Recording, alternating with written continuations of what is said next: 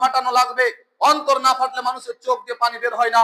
কোন আলেমকে দিয়ে যদি আপনার মায়ের কবর জিয়ারত করান, আলেমের অন্তর ফাটবে না, কারণ তার তো মা নয়, তার তো কষ্ট হয় না, তার তো আফসোস হবে না। আফসোস হওয়ার তো কথা আপনার। আপনার স্ত্রী আপনাকে রান্না করে খাইয়েছে, আপনার স্ত্রী আপনার কাপড় কেচে দিয়েছে, আপনার স্ত্রী আপনার দেখভাল করেছে। এখন সেই স্ত্রী আপনার কাছে নেই, আপনাকে অন্যের দুয়ারে দুয়ারে খেতে হচ্ছে, লোকের কথা শুনতে হচ্ছে।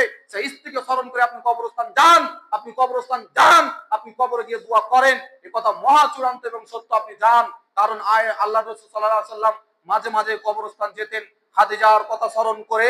ওই খাদিজা, যে খাদিজা এক বৃদ্ধা মহিলা, যেই খাদিজার বয়স হয়ে গেছে, রাসূলুল্লাহ সাল্লাল্লাহু আলাইহি ওয়াসাল্লাম তখনও পর্যন্ত তিনি নবী হয়নি, গারে হেরাতে ধ্যানে মগ্ন আছেন। এমন এক সময়ে তিনি খাবার বাটিতে করে খাবার নিয়ে গিয়েছেন। যেই খাদিজা মক্কার বুকে নবীজির পাশে এমন কোন ব্যক্তি ছিল না, সেই সময় খাদিজা আল্লাহ রাসূলকে সাহস জগিয়েছে, আল্লাহ নবীকে সাহস দিয়েছে। ওই রকম খাদিজার কথা যখন আল্লাহ নবী মনে করতেন, আহারে আমার সেই দুঃখের দিনের স্ত্রী, আমার দুঃখের দিনের স্ত্রী আয়েশা রাদিয়াল্লাহু আনহার সামনে যখন এমন গল্প করতেন, আয়েশা রাদিয়াল্লাহু আনহা বলতেন, ইয়া রাসূলুল্লাহ, আমরা সুন্দর সুন্দর যুবতী রূপবতী নারী, অল্প বয়সের মেয়ে থাকতে ওই রকম একটা খাদিজার মতো বৃদ্ধা মহিলার কথা স্মরণ করেন। তখন আল্লাহ নবী আফসোস করে বলতেন, আহা আয়েশা, তোমরা আমার সুখের দিনের স্ত্রী, খাদিজা আমার দুঃখের দিনের স্ত্রী। যখন আমাকে তায়েফের ময়দানে মেরেছে, কেউ আমার পাশে দাঁড়ায়নি।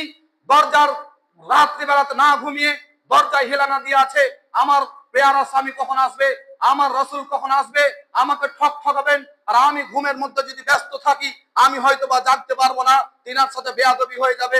এইরকম খাদিজার ব্যাপার ছিল। তোমরা তো সুখের দিনের স্ত্রী, আপনার স্ত্রী মারা গেছে, আপনি যান, আপনার মায়ের মা মারা গেছে, আপনি যান কবরস্থানে, তবে দল বেঁধে যাওয়াটা বিদআত।